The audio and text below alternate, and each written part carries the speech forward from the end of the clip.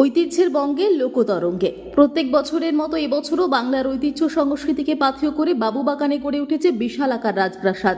প্রাসাদের ঠাকুর দালানে অধিষ্ঠান মা দুর্গার বর্ণময় চাকচিক্যে পরিপূর্ণ ঠাকুর দালান। বাংলার প্রান্তিক গ্রাম থেকে আসা লোকশিল্পীরা উৎসবে সামিল হয়েছেন। তারা তাদের নৃত্যের মাধ্যমে প্রাসাদকে উৎসব মুখরিত করেছেন।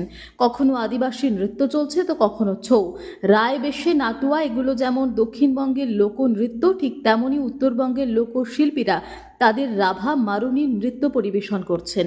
সমগ্র বাংলার লোকসংস্কৃতি যেন চলে এসেছে বাবুবাগানে সকল বিশ্ববাসীকে আনন্দ বিহল করার জন্য। বাংলার লোকশিল্প অথচ মাটির গন্ধ, শরতের আবেশ, কাশফুলের প্রাচুর্য থাকবে না তা তো হয় না। সেই মনোমুগ্ধকর পরিবেশে মা পূজিত হবেন, ঢাকের আওয়াজ, শঙ্খধ্বনিতে মুখরিত হবে রাজপ্রাসাদ। ছোট্ট ছোট্ট শিশু থেকে বৃদ্ধ বৃদ্ধা সকলেই ভেসে চলেছেন উৎসবের বন্যায়। ৬৫তম বর্ষ। বাবুবাগান সবসময়ই বাংলার ঐতিহ্য নিয়ে চলাফেরা করে। প্রত্যেক বছরের মতো এবছরও বাবুবাগান বাংলার ঐতিহ্যকেই সামনে রেখেছে, যেখানে আমরা বলছি ঐতিহ্যের বঙ্গে লোকতরঙ্গ।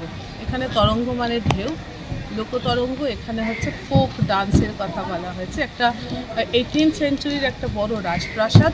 সেই রাজপ্রাসাদে রাজারা যেমন আছেন, ঠিক তেমনই তাদের পরিবারের সিনিয়র সদস্যরাও আছেন। তারা রাজকীয় কায়দায় তারা পুজোটা করছেন এবং ঠাকুর দালানে নানান রকম অনুষ্ঠান হচ্ছে। সেই অনুষ্ঠানগুলো মূলত গ্রাম বাংলা থেকে আর্টিস্টরা আসছেন, লোকশিল্পীরা আসছেন।